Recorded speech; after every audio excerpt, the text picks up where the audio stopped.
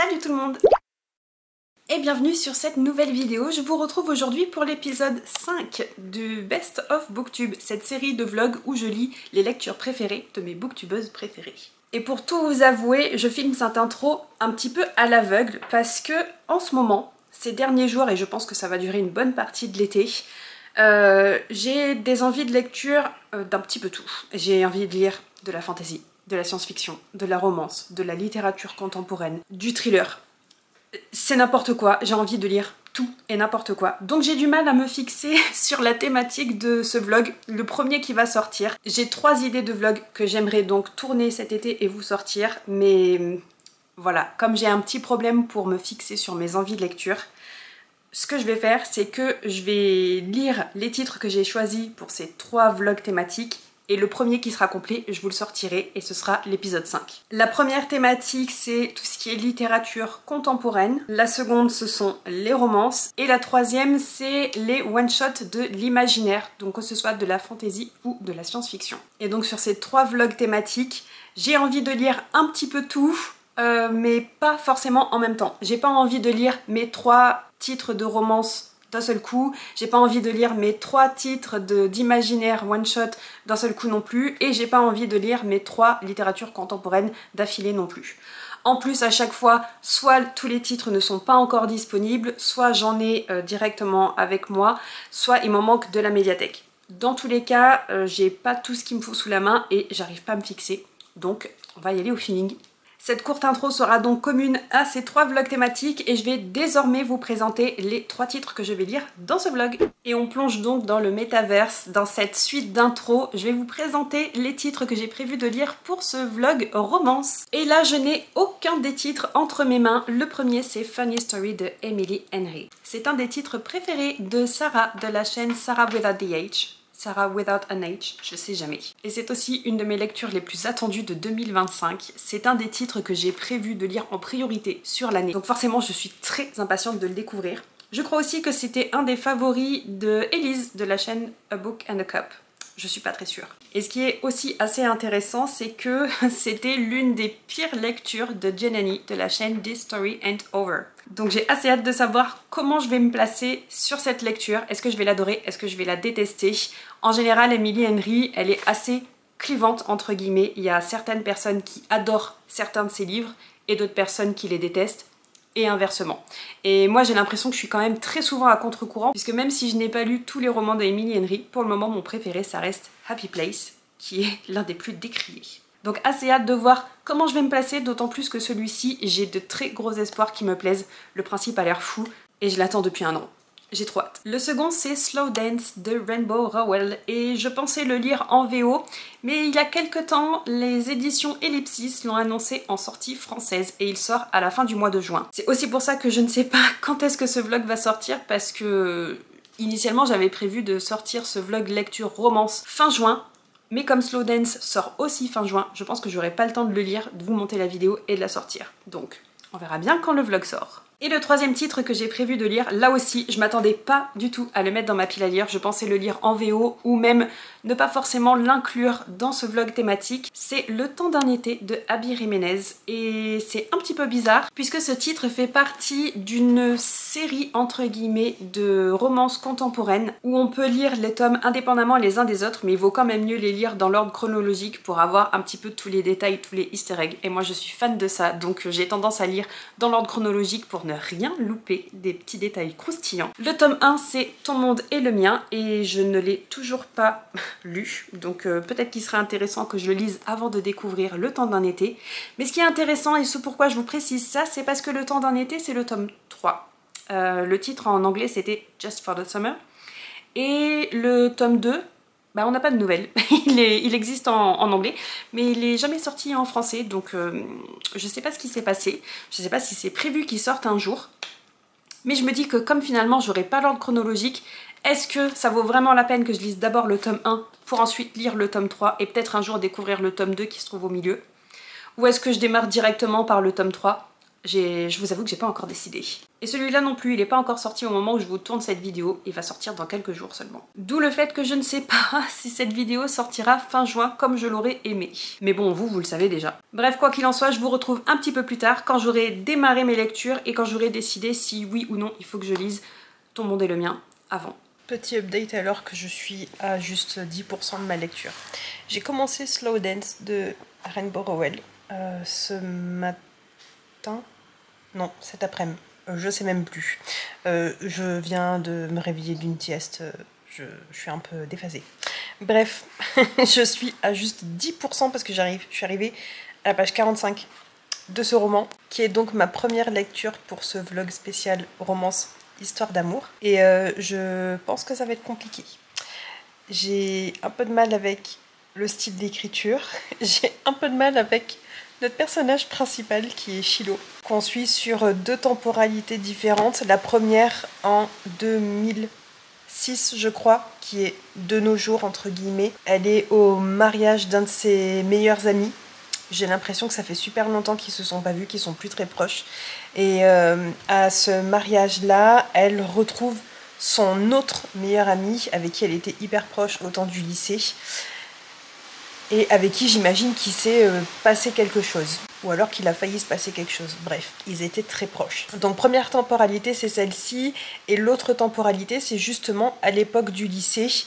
Et donc j'imagine qu'on va voir l'évolution de leur relation à l'époque du lycée et de nos jours, voir un petit peu tous les changements qu'il y a eu. Et comme je vous le disais, j'ai du mal avec le style d'écriture. C'est tellement basique, tellement simple que c'en est presque mal écrit. Enfin, du moins, c'est le ressenti que j'ai. Les dialogues sont pas... Voilà, j'ai l'impression que les dialogues sont juste pas naturels. On s'exprimerait pas du tout de cette façon dans ces moments-là.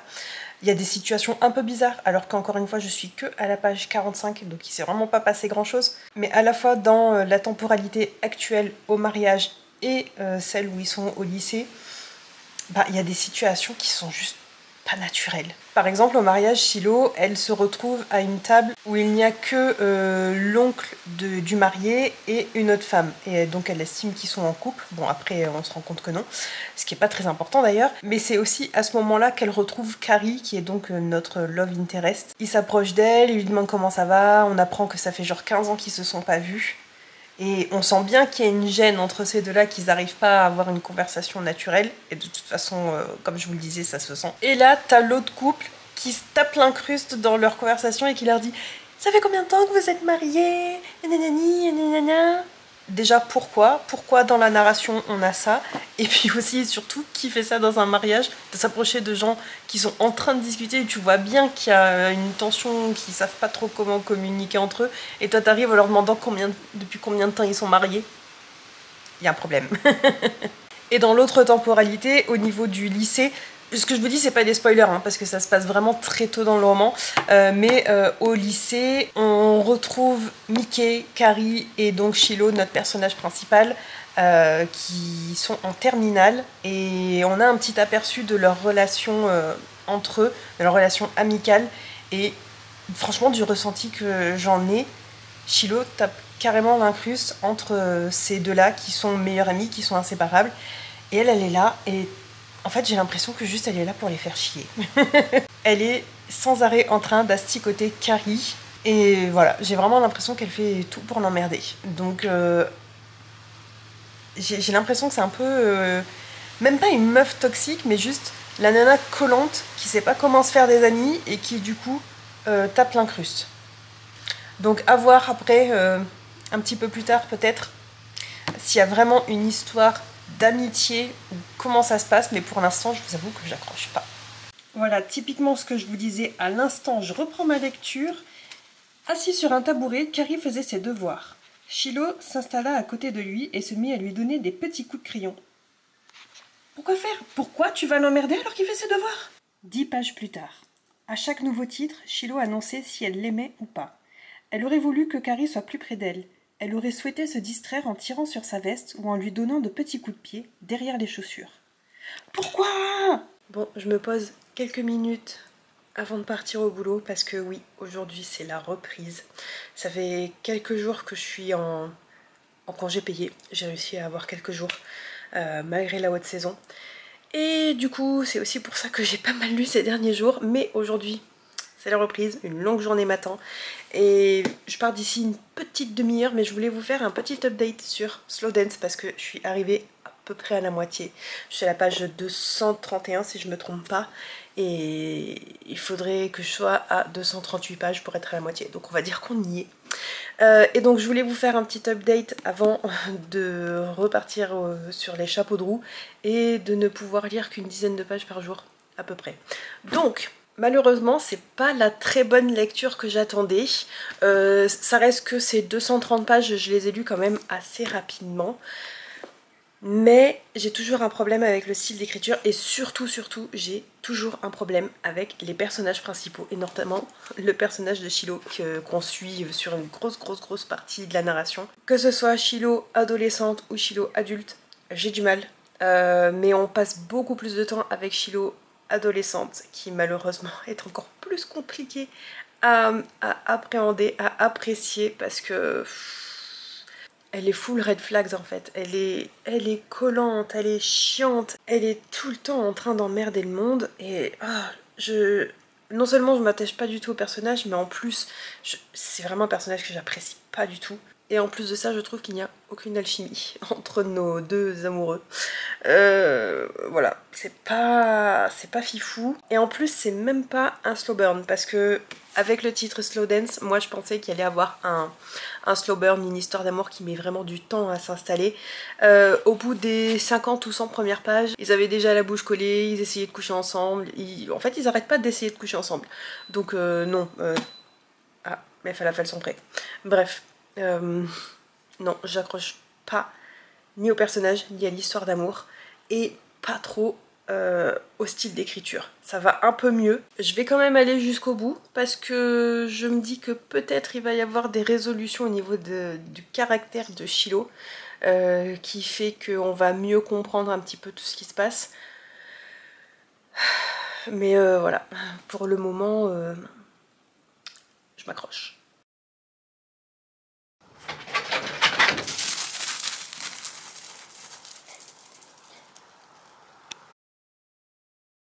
Je vous retrouve, on est le 1er août et j'ai terminé Slow Dance de Rainbow Rowell hier soir et autant vous dire que mon avis n'a pas réellement changé depuis la dernière fois qu'on s'est vu. Globalement ça reste une lecture sympa mais sans plus et je dirais sympa moins plutôt que sympa à plus. Je ne me suis toujours pas attachée au personnage, ni à l'histoire, ni aux situations individuelles des personnages, ni à la relation couple, à rien du tout en fait. Je reste sur ce que je vous disais la dernière fois, à savoir que la majorité des discussions, des dialogues ne me semblent pas naturels et j'ai vraiment trouvé aucune alchimie entre nos deux personnages principaux. J'étais pas non plus intéressée par leurs problématiques de façon individuelle, Shilo et son anxiété que je n'ai pas ressentie, alors même que je suis une personne anxieuse, et Carrie et ses problèmes familiaux, ses secrets familiaux. En fait, j'avais l'impression qu'on me racontait une histoire où on voulait absolument me faire ressentir des choses et qu'on me forçait à ressentir des choses et du coup moi, en plus on me force au moment où j'ai envie. Bah là c'est un petit peu pareil. En ce qui concerne les relations amicales, bah là non plus ça n'a pas matché pour moi. Je sais plus si je vous l'avais dit, mais Shilo et Karine, nos personnages principaux, ont 33 ans dans le présent, mais ils se connaissent depuis le lycée, le collège. Je crois qu'ils se sont rencontrés au collège. On n'assiste même pas à leur rencontre finalement. On nous dit juste à un moment qu'ils se connaissent depuis l'âge de 13 ans je crois. Et encore on n'a que un tout petit passage où ils ont 13 ans, 14 ans. Encore une fois on n'assiste jamais à leur rencontre, ni à la naissance de leur amitié, ni à l'évolution de leur amitié finalement. Bref, tout ça pour dire que même quand ils étaient amis, ben, je ressentais pas cette relation amicale, ce fort sentiment d'être proche de quelqu'un. Vraiment, non, rien.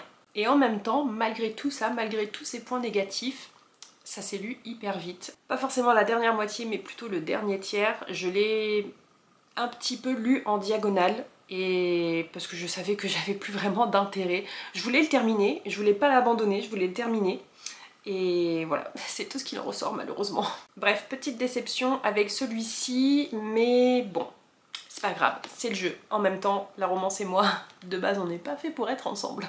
Et autrement, je ne sais pas encore vers quel livre je vais me tourner. Est-ce que je vais continuer ma découverte d'Abby Jiménez avec Le temps d'un été, ou est-ce que je vais enfin découvrir Funny Story? Je ne sais pas encore. Dans tous les cas, vous le verrez dans le prochain clip. Et sachez d'ailleurs que Funny Story a été choisi pour la lecture du book club du Music and Books Challenge du mois d'août. Donc je suis hyper contente parce que non seulement je vais lire, mais en plus je vais pouvoir en parler avec des gens sur le Discord. Bref, moi je vous retrouve quand je suis à mi-parcours de ma prochaine lecture.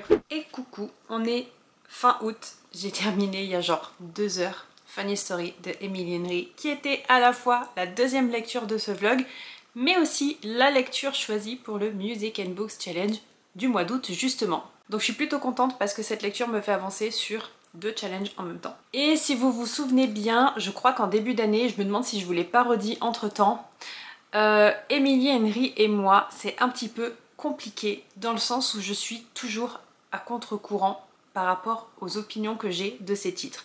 Les titres les plus plébiscités jusqu'à présent, j'étais comme ouais, c'était sympa mais sans plus.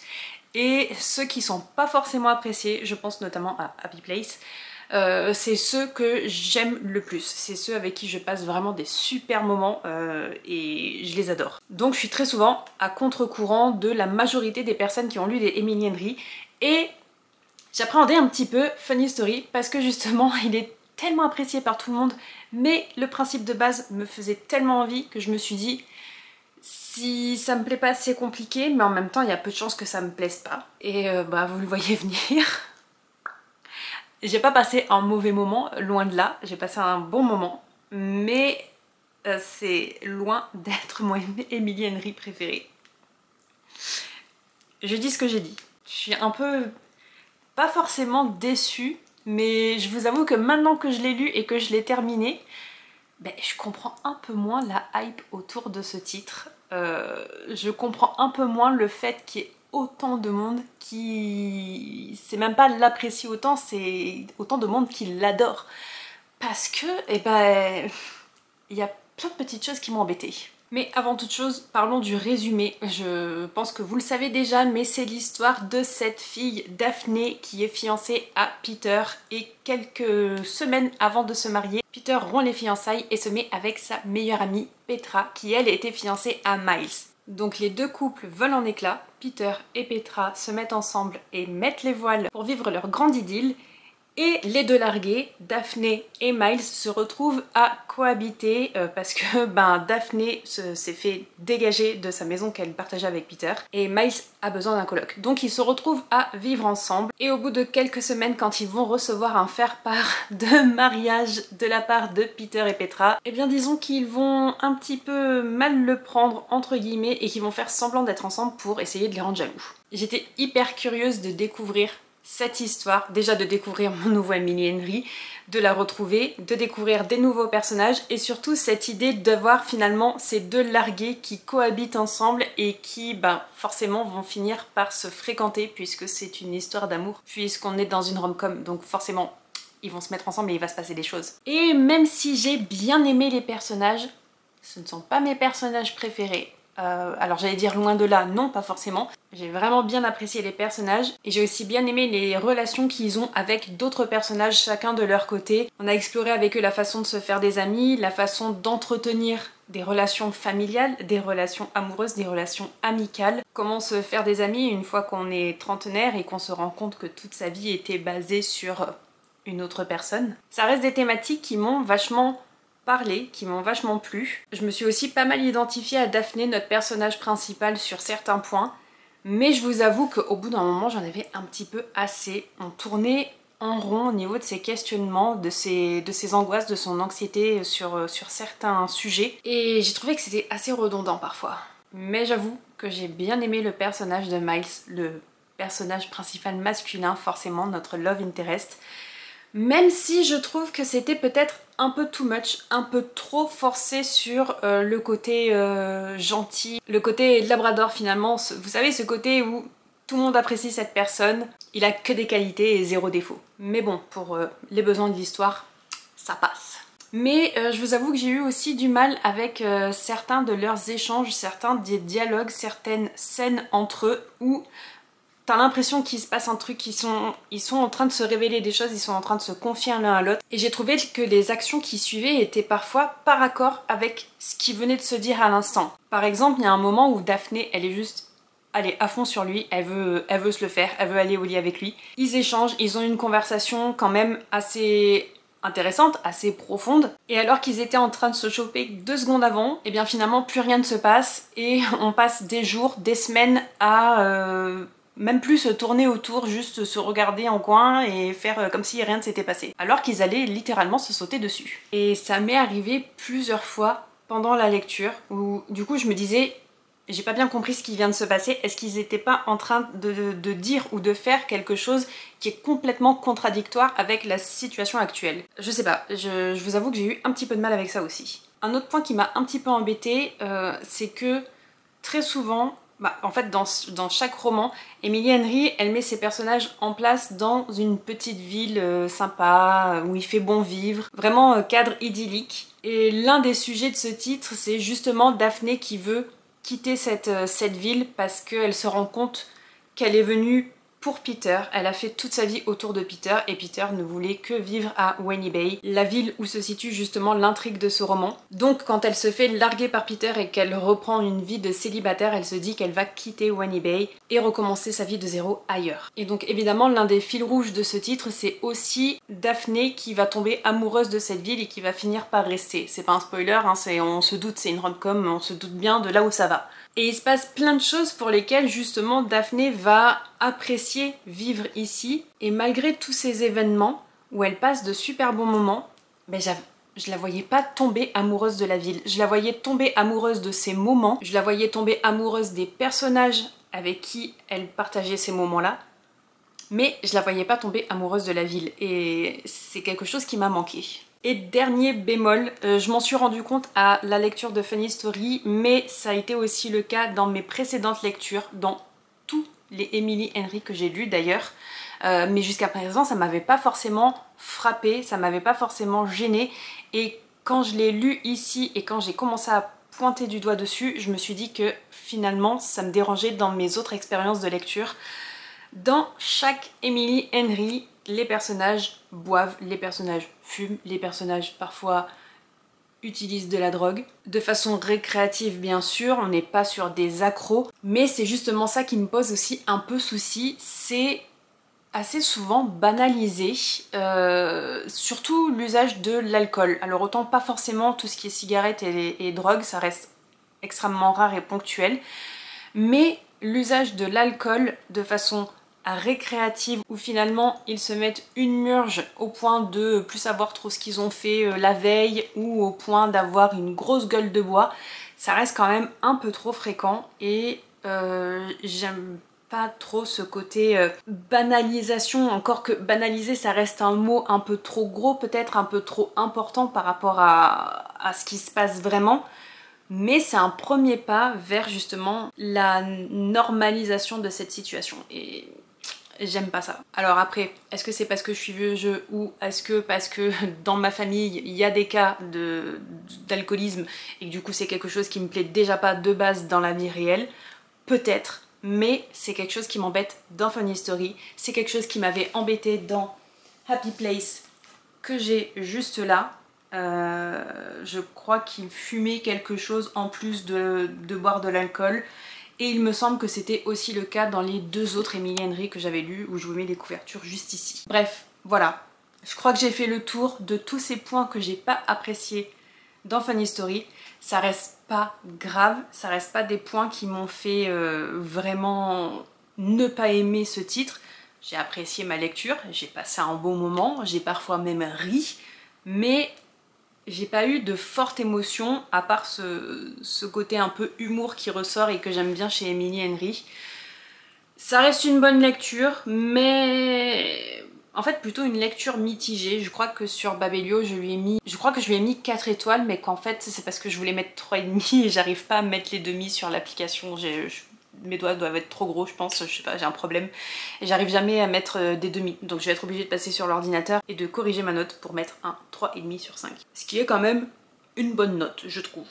C'est juste que c'était pas le coup de cœur que j'attendais, c'est pas le coup de cœur que j'espérais surtout de la part de Emily Henry et surtout de Funny Story que j'attendais avec impatience depuis sa sortie en VO. Voilà, mais bon, c'est le jeu, écoutez, c'est le jeu.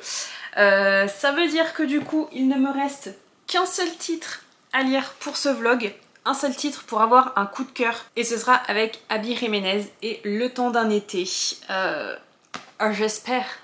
J'espère que ça va le faire. Abby Jiménez, je n'ai lu qu'un seul titre d'elle, je vous en ai parlé il n'y a pas très longtemps. C'était Ton monde et le mien que j'ai prêté à une copine, donc j'ai pas ma copie physique. Et d'ailleurs, en parlant de male interest vraiment parfait, gentil, adorable, avec toutes les qualités du monde, Miles est cool, j'aime beaucoup Miles, mais personne n'arrivera à la cheville de Daniel de Ton monde et le mien. Là, vraiment, vraiment, le mec parfait et que des green flags. Là, le mec parfait, mais peut-être pas assez réaliste. Je sais pas. Il y a quelque chose qui m'a un peu gênée avec ce personnage, que j'aime beaucoup, mais je sais pas. Soit il m'a manqué quelque chose, soit il y a quelque chose en trop. J'arrive pas à mettre le doigt dessus pour l'instant. Par contre, Daniel... Donc, Abby Jiménez, s'il te plaît, fais-moi avoir un coup de cœur avec une romance. Recommence un petit peu ton tour de magie, s'il te plaît. On croise les doigts. Et sinon, pour les petites nouvelles, alors déjà, ça fait depuis la dernière fois que je vous ai pris dans ce vlog que je veux vous le dire. Slow Dance, j'avais juste oublié de vous faire un petit récap au niveau du comportement de notre personnage principal féminin, où je vous avais dit, elle est bizarre, elle est méchante gratuitement, où elle aime la violence, enfin je sais pas, il y a un truc bizarre avec cette meuf, et où je vous disais qu'elle passait son temps à littéralement emmerder, à faire chier son crush, pour qu'il prenne conscience qu'elle est là, qu'elle existe. Ça ne se corrige pas à l'âge adulte. Voilà, j'en dirai pas plus, ça va vous spoiler, mais ça ne se corrige pas à l'âge adulte. Et ça n'est pas expliqué dans l'histoire, ce n'est pas expliqué comme si c'était une attitude qu'elle a et qu'elle essaie de réfréner, c'est pas expliqué où ce serait peut-être un côté autiste qui ressort de sa personnalité, ou est-ce que ce serait un problème d'ordre maladie mentale. Non, rien. La meuf est juste chiante.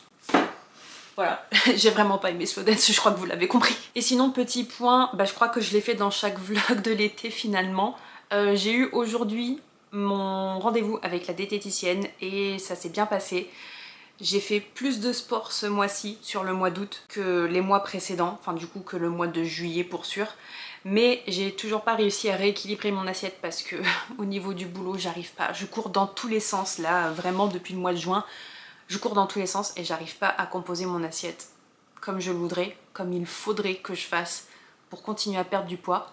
Mais comme j'ai fait plus de sport que les mois précédents, j'ai perdu un peu de poids. Enfin, j'ai pas perdu du poids dans le sens général, mais j'ai perdu de la masse graisseuse et j'ai pris du muscle. Et donc ça, c'est cool. J'ai aussi perdu encore 1 cm quasiment partout. Enfin, 1 cm au ventre, à la taille. C'est hyper important. C'est énorme 1 cm. C'est énorme 1 cm sur un mois. Je suis super contente de moi. Et j'ai aussi perdu 1/2 cm aux cuisses et aux bras. Voilà, ça se voit pas forcément, mais moi je le sens dans mon corps, je le sens dans mes vêtements et je le sens dans mon bien-être corporel finalement. Ça fait plaisir et ça motive pour continuer. Donc je continue de m'accrocher, d'autant plus qu'au mois de septembre, on va repasser sur des horaires de saison basse au travail.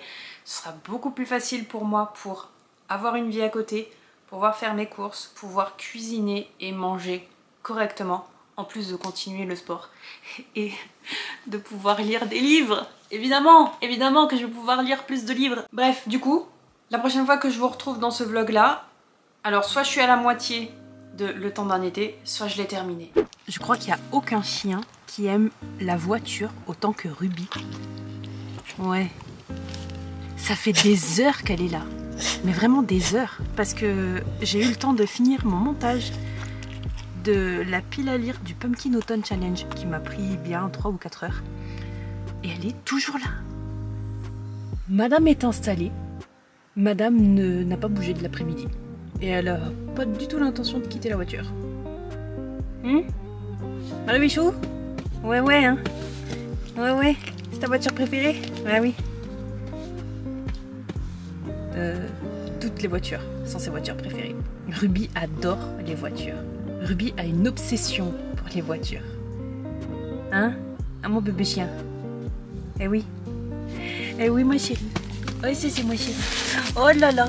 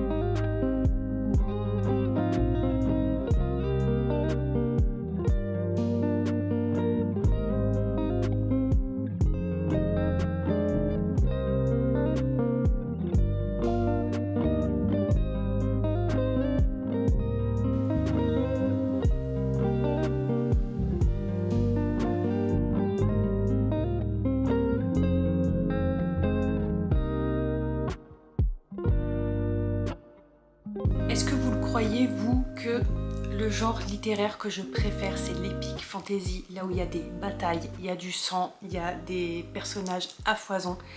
Et pourtant, je viens de donner 5 étoiles à ce roman, Le temps d'un été d'Abby Jiménez. Coup de cœur.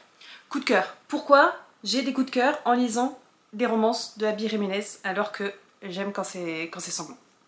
Aucun rapport, mais j'ai adoré. À tel point que, encore une fois, j'ai pas pu le lâcher avant d'arriver à la fin. Donc forcément vous n'avez pas eu mon avis en cours de route parce que je me disais que j'allais lire encore un chapitre et encore un autre jusqu'à arriver à la fin, et je me suis dit que c'était inutile quand je suis arrivée à environ 3/4 du roman de venir vous faire un update alors qu'il me restait une centaine de pages. Donc me voilà désormais. C'était drôle, c'était touchant, c'était émouvant. J'ai eu les larmes aux yeux quelques fois. J'ai tout simplement pas pu m'empêcher de réagir à la lecture, à faire des petits sourires, à glousser même parfois, tellement c'était trop bien, c'était trop mignon. Les moments touchants étaient vraiment touchants. Pas trop dans le drama non plus, juste l'équilibre parfait. Et j'ai adoré nos 2 personnages principaux parce que cette fois-ci encore, on suit 2 personnages, Emma et Justin, ou Justin si vous voulez la version américaine. Et ce que j'aime avec Abby Jiménez, c'est qu'elle alterne les points de vue de ces 2 personnages. On n'a pas uniquement le point de vue du personnage féminin, on a autant le point de vue d'Emma que le point de vue de Justin. Et ces deux-là, ils sont tout aussi intéressants l'un que l'autre, avec des vies quand même bien opposés. Ils ont chacun leur obstacle de vie, chacun leur petit trauma, leur petite casserole. Enfin là c'est même plutôt des grosses casseroles, mais ça reste hyper réaliste et je les ai juste adorés. Je les ai adorés en tant que couple, mais je les ai aussi adorés en tant que personnages individuels. Ils ont chacun leur... pas forcément leur question existentielle, mais comme je vous disais, ils ont chacun leur casserole et bah, ils doivent vivre avec ça, ils doivent avancer avec cette situation-là. Et c'était juste la vraie vie. C'était touchant, j'ai pas de mots, j'ai adoré. J'ai adoré aussi le fait qu'on ait ces petits easter eggs avec le premier tome, Ton monde est le mien, et aussi avec le tome 2 qui n'a malheureusement pas été encore traduit en français. Je trouve ça hyper dommage parce qu'on retrouve les personnages du tome 2 ici, ils font une petite apparition et on est spoilé entre guillemets de ce qui se passe dans le 2. Alors après, spoil oui ou non, parce que bon, ça reste une romance contemporaine, donc on sait que les personnages se mettent ensemble à la fin. Avec ce genre de livre, c'est quand même plus le voyage qui est intéressant plutôt que la destination. Mais j'ai trouvé ça hyper intéressant de retrouver les personnages du tome 1 et du tome 2, ici dans le tome 3, qui font donc une petite apparition. Ça n'empêche en rien de lire uniquement celui-ci si vous ne voulez pas découvrir Ton monde est le mien. Il n'y a aucun souci pour la compréhension de l'histoire, c'est vraiment juste des petits détails, du petit fanservice si vous voulez. Personnellement j'ai adoré, même si ça fait un peu gros, ça reste un peu too much, mais c'est tellement too much que ça m'a plu. Je ne sais plus si je vous avais parlé du résumé de ce roman. On va suivre ici Emma et Justin qui se rencontrent via le forum Reddit sur lequel Justin a posté un message, un sujet où il dit entre autres qu'il s'estime victime d'une malédiction à chaque fois qu'il sort avec une fille. Ça se passe bien mais il sent qu'il n'y a pas l'étincelle qui fait que c'est la personne. Il se sépare de cette fille-là et juste après la rupture, cette fille rencontre le grand amour, l'homme de sa vie. Et s'il poste ce sujet sur Reddit, c'est parce que c'est bien la 4e ou la 5e fois que ça lui arrive et il commence à en avoir ras-le-bol. Et si Emma rentre en contact avec lui, c'est parce qu'elle est victime de la même malédiction. Elle aussi, à chaque fois qu'elle rencontre quelqu'un, ça ne le fait pas, elle se sépare et le mec rencontre la fille de ses rêves juste après. Ils vont donc entrer en contact de cette façon en se disant « Ben, toi et moi, on est victimes de la même malédiction. Est-ce que si on sortait ensemble, ça ferait comme annuler la malédiction et du coup, après on rencontrerait chacun de notre côté la personne de nos rêves ?» Évidemment, c'est ce qu'ils vont décider de faire le temps d'un été. Ils se programment ça, 4 rendez-vous, un baiser, une rupture. On se revoit plus et chacun de notre côté, on rencontre la personne de nos rêves. C'est donc l'histoire qu'on va suivre dans ce roman et voilà, comme je vous disais, j'ai adoré. Et franchement, je serais pas capable de vous dire si j'ai préféré celui-ci ou Ton monde et le mien, qui était le premier tome, parce que l'un comme l'autre, bah, je les adore. L'un comme l'autre, j'avais adoré les personnages ensemble, mais aussi séparément. J'avais beaucoup aimé leur évolution en tant que personnage, leur bataille personnelle, mais aussi la façon dont étaient traitées les maladies mentales. C'était... J'adore. J'adore Abby Jiménez, je crois que je l'aime d'amour. Olivia du montage, mais j'ai oublié de vous préciser, la romance est tellement green flag, c'est du bonbon. Les personnages sont vraiment prévenants les uns avec les autres. Non seulement ils sont adorables, mais en plus ils sont vraiment bienveillants. Ils communiquent entre eux. D'ailleurs, le trope ici, c'est pas la miscommunication, c'est pas le manque de communication. La trope ici, c'est la communication. Ils ont un petit délire, Emma et Justin, dès le début de leur relation. Ils se disent que on va se dire toute la vérité. Tu me regardes dans les yeux et tu me dis la vérité. Tu me dis à quoi tu penses là maintenant tout de suite et on voit ce qu'on peut faire. J'adore, j'adore. Merci Abby Jiménez d'écrire des romances bienveillantes, positives. Que demande le peuple? Moi j'adore, j'adore. Et en plus, il n'y a pas de smut. Il y a juste un tout petit peu de smut. C'est tout léger, tout léger, tout léger. Ça ne m'a pas dérangé. J'adore. Merci, merci Abby d'exister. Par contre, je pense qu'il faut que je vous mentionne à certains trigger warnings que l'autrice détaille ici avant même le début du roman.